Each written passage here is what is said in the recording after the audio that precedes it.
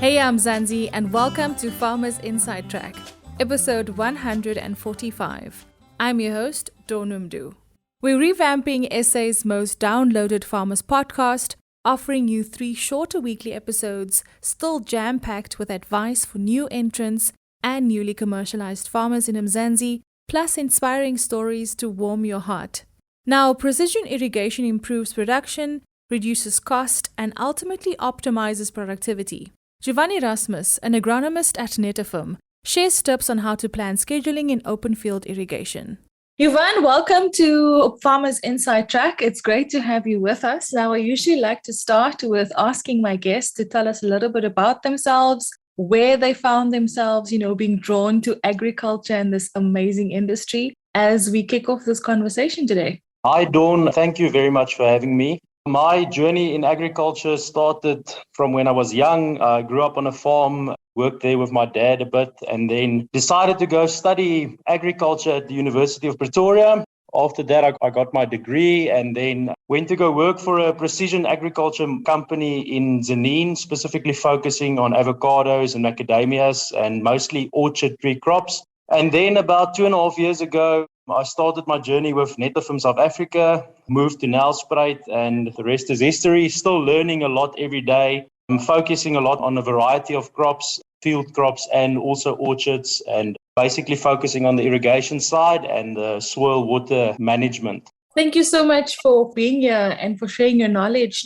Experts like yourself, will often advise new farmers to get their soil tested and in the same breath to secure a production plan, incorporating an irrigation schedule as well. How vital is this for new farmers, Jovan? I will often advise farmers, not only new farmers, but also experienced farmers to get his or her soil tested. For securing a production plan, there are a lot of things to take into consideration, namely what to plant, when to plant, where to plant, how much fertilizers do I need to irrigate? How much water do I have available for irrigation? Do I have the rights or a license to use the water that I have available? Those are only to name a few things. You can test your soil chemically and physically. Chemical tests are important to plan for your fertilizer needs as well as to plan for any soil amelioration that you might need to get your soils up to standard. For irrigation purposes, a physical analysis is more important. A basic analysis that gives you a lot of information would be your soil texture. This would be your percentage sand, silt, and clay. This tells you the sizes and the distribution of your soil particles, which impacts your water holding capacity, the availability of your water and your nutrients to the plants, and the balance between your soil particles, air, and water in your soil. The balance between soil, air, and water is dynamic, where the soil particles stay constant. If you increase the water in your soil, you displace the air. So this creates that balance. So the more water you put in the soil, the more you drive out the oxygen. And as your roots use the water, the oxygen enters your soil again. So oxygen is very important for root growth. And so giving too much water can negatively impact your production. Are there specific guidelines for new farmers to ensure optimal production when scheduling open field irrigation? At this stage, no one has invented a silver bullet that ensures optimal production to my knowledge. In my opinion, for a new farmer specifically, it's important to first of all focus on the basics. If you get the basics right, you're 80% of the way there. There are very good basic production guidelines available for most crops that can be used to maintain good yields and production. For irrigation, the basics are to know your specific crop's rooting depth and to also understand how deep your certain irrigation system wets your soil with a certain amount of water. The third thing is just keep it basic. Do not oversaturate your soil, as this will drive out your oxygen. Your roots need oxygen to grow. Do not let your soil dry out too much. Irrigate only to the depth of your roots, as your roots take up the water, and any water deeper than the roots will be wasted. So those are a few basic pointers, but in the end of the day, if you get those right, you can get at least, as I said, you're 80% of the way there. Given us a very clear indication of what farmers should keep top of mind. But what are the factors that influence scheduling calculations? Can this be managed by anyone, or should farmers call on experts like yourself to establish a baseline to work from? There are a lot of factors that influences a crop's water demand, namely the crop's growth stage, the temperature, the humidity, wind and rainfall, only to name a few. There are calculations that considers these factors and gives you water demand of a reference crop, which is your ETO. You do not need to know these calculations and how they work. There are apps available that give you your ETO in your area based on the nearest weather stations. Your crop at a certain growth stage will demand an amount of water relative to that specific ETO. This is called your crop coefficient. If you multiply your crop coefficient with your ETO, you get a guideline of the water demand for your crop in a specific growth stage. These calculations are simple to work with, but can be difficult to understand. It can be advisable to consult an expert to set a good baseline to work from.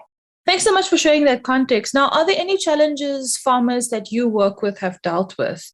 And specifically, how vital is monitoring the irrigation schedule? Is there a checklist or watch list that they should be aware of? There is not necessarily a checklist when it comes to scheduling your irrigation, as there might be a lot of differences when considering different areas and different crops. It's very difficult to get a specific checklist, but some guidelines when considering a drip irrigation system is, when considering a drip irrigation system, it is important to consider your dripper delivery rate and the dripper spacing. For this, you need to know your crop that you are planning on planting, but specifically you need to know that crop's rooting depth. The water has a specific distribution in the soil, width to depth ratio. The deeper the roots are, the further apart your emitters can be.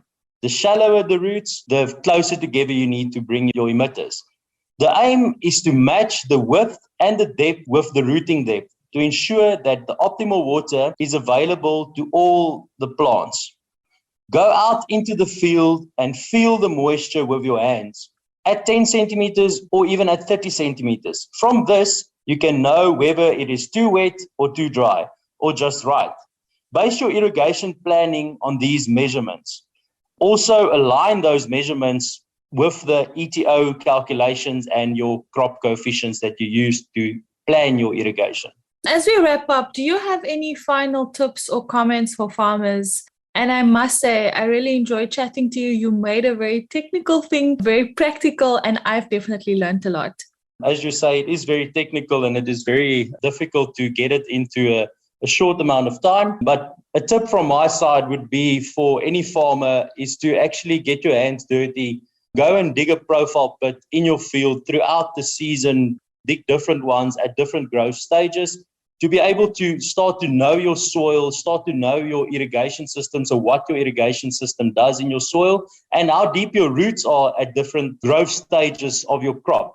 So as you know, the crops, they start off using a little less water, and then as they mature, as they go into different growth stages, they might require more water. So knowing your root depth is one of the most important things, and the easiest way to actually see where your roots are is to dig a profile pit, and you might disturb one or two plants, but at the end of the day, your information you get from that profile pit is worth a lot more, and also for the future production that will give you confidence in your system and confidence that the water you apply will go where it is required. And then I can also advise farmers to go and have a look on YouTube. There's a thing called Agro Bites by Netafim. There's quite a few nice explanations of all of these concepts, and they go into a bit more depth, and it's easy to understand. So I would definitely recommend them looking that up. Thanks, Jovan. And that brings us to the end of this episode. In our next edition, we focus on agricultural insurance and why it's vital for farmers. Life in South Africa can be a lot. I mean, scroll through Twitter for a minute and tell me I'm wrong. Thank God for South Africans though, right? We're inspiring, and even on the bad days, we fight back with a smile.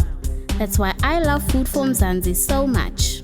They're not ashamed to celebrate the ordinary unsung heroes who work every day to put food on our nation's tables. Go to foodformzansi.co.za and never miss an inspiring story.